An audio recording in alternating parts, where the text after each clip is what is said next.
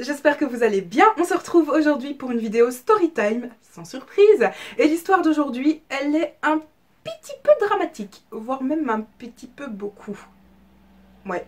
Et il y a une nouveauté, c'est que cette fois-ci, je me glisse dans la peau d'un homme. Je crois que j'ai jamais fait ça dans les autres storytime, donc pardon si je continue à accorder les adjectifs au féminin, parce que le fait est que je suis une fille, donc voilà. C'est déjà pas facile de se glisser dans la peau de quelqu'un d'autre, alors si en plus je change de sexe, soyez indulgents s'il vous plaît. Donc, on va tout de suite démarrer la storytime sans plus tarder. Vous ne m'appelez plus Manuela, mais pour vous, je deviens Kevin. Let's go! Hello hello, je m'appelle Kevin, je suis maintenant un adulte marié avec des enfants, mais l'histoire que je vous raconte se déroule il y a de cela quelques années lorsque j'étais en secondaire, donc en année réto, plus précisément pour les Français, c'est l'équivalent de la terminale. Et je vais vous raconter comment ma classe et moi, on a presque failli tuer notre professeur. Bruh. Oui. Alors avant tout, je vous place un peu dans le contexte pour que vous voyez bien les choses. Il faut savoir que l'école secondaire / le lycée que j'ai fréquenté était tout petit. Je vivais dans un quartier, ce qui fait que dans cette école-là, on était 600 à tout casser et du coup les classes aussi étaient toutes petites et c'était les mêmes élèves qui se retrouvaient dans les classes année après année. On se connaissait tous dans l'école, on était comme des frères et sœurs, on savait très bien à la rentrée qui on allait retrouver et il y avait quasi jamais de nouveaux.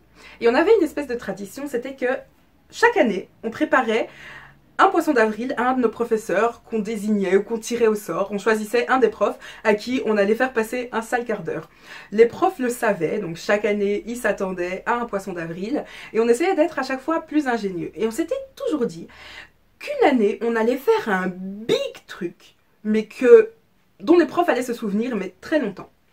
Et on arrive en 6e secondaire, donc en terminale pour les Français, et on n'a toujours pas fait cette espèce de coup remarquable qu'on a toujours voulu faire.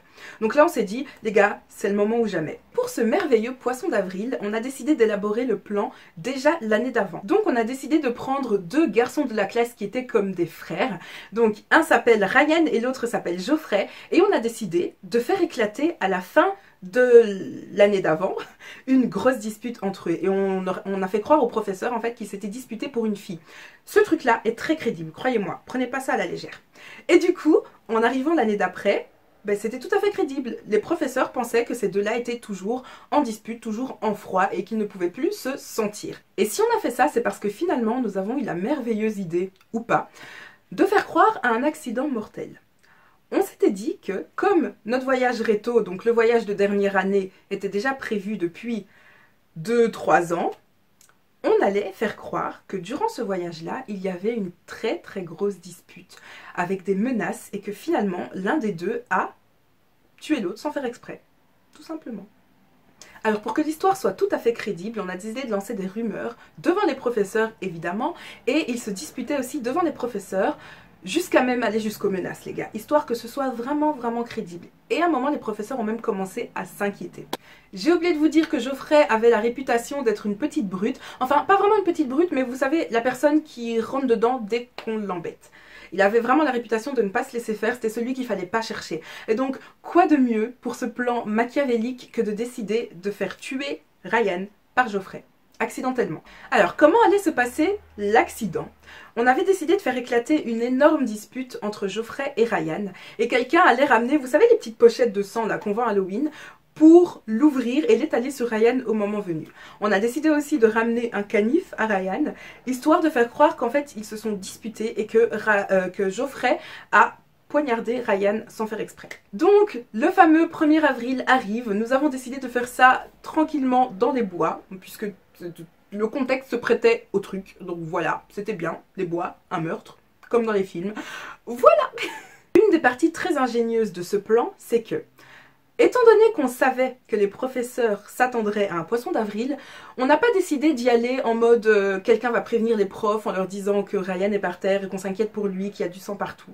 On a décidé de choisir la fille qui a la voix la plus stridente dans la classe pour nous faire un cri à la Scream. Vraiment. Et du coup, on s'est dit non, personne ne va parler aux profs, on va juste la faire crier et quand les profs vont arriver en fait on va faire un truc inversé, c'est que au lieu de les faire venir, on va essayer de ne pas les faire venir, histoire qu'ils croient jusqu'au bout qu'ils croient jusqu'au bout au truc. Donc à ce moment-là, cette fameuse fille a crié et les profs sont venus en demandant qu'est-ce qui se passe. Donc Quelqu'un et moi, on s'est mis devant les profs en disant non, non, non, il y a rien qui se passe. On a essayé de cacher le truc en fait. Et là, forcément, ils étaient à fond dedans et ils nous ont poussés pour vérifier ce qui se passait. Et Ryan était étendu par terre avec du sang partout sur lui. Mais ce qu'on n'avait pas prévu, c'était qu'un des professeurs était cardiaque. Là, évidemment, la réaction ne fut pas très longue. Dès qu'ils ont compris ce qu'il se passait, il est tombé par terre. C'est comme s'il s'étouffait, il a commencé à avoir des spasmes, on était tous paniqués, on savait pas quoi faire. Et là, Ryan s'est levé, évidemment, on a dit que c'était une blague, que non, arrêtez, c'est une blague, regardez. Enfin, on a commencé à tout montrer. Et là, l'autre professeur nous a dit, mais vous êtes complètement malade, il est cardiaque, regardez, vous allez le tuer, appelez, appelez, appelez. Et la situation a commencé à s'aggraver lorsqu'il a arrêté de respirer. Donc là, le professeur lui a pris le pouls et nous a simplement dit « Il ne respire plus », il était complètement paniqué. On était complètement paniqués, il y a des filles qui ont commencé à pleurer, on ne savait plus quoi faire. Jusqu'au moment où, les gars, vous ne savez pas ce qui s'est passé. Il s'est relevé, comme ça, normalement, en nous souriant. Vous avez compris ou pas ? Les deux profs ont commencé à rire et à tout simplement nous crier « Poisson d'avril !» Poisson d'avril. Voilà, on s'était simplement fait avoir, c'était l'arroseur arrosé, comme des débutants, vraiment comme des débutants. On s'est fait avoir par nos profs, nous qui pensions faire la blague du siècle, on s'est fait avoir.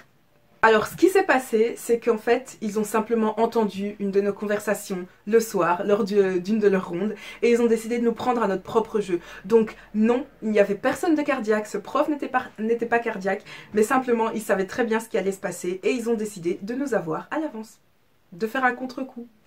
Autant vous dire que je ne suis pas prêt d'oublier ce poisson d'avril-là, parce qu'on était complètement paniqués. Même les hommes, hein, on peut faire les fiers, mais je peux vous dire que moi, personnellement, j'étais complètement flippée. Mais c'était un des meilleurs poissons d'avril qu'on a pu avoir, et se faire avoir comme ça par nos profs, c'est... voilà. Franchement, plus votre plan est machiavélique, plus vous devriez sécuriser vos informations, parce que si ça fuite ou si vous vous faites entendre, voilà ce que ça donne. Et voilà, cette vidéo est terminée, j'espère vraiment qu'elle vous a plu. Je pense que vous ne vous attendiez pas à la fin, je ne m'attendais pas non plus à cette fin-là en lisant l'histoire. Mais franchement, ça m'a plu et je vous ai un peu induit en erreur avec le titre, je sais, pardon. Mais j'espère qu'elle vous aura quand même plu. On se retrouve sur les réseaux sociaux. N'oubliez pas de vous abonner si vous n'êtes pas encore abonné, de me mettre un petit pouce en l'air si la vidéo vous a plu, de la partager, enfin comme vous voulez, de me dire ce que vous en avez pensé en commentaire. Et nous, on se retrouve donc sur les réseaux sociaux en attendant la prochaine vidéo. D'ici là, je vous fais des très gros bisous et comme d'habitude, prenez soin de vous. Bye!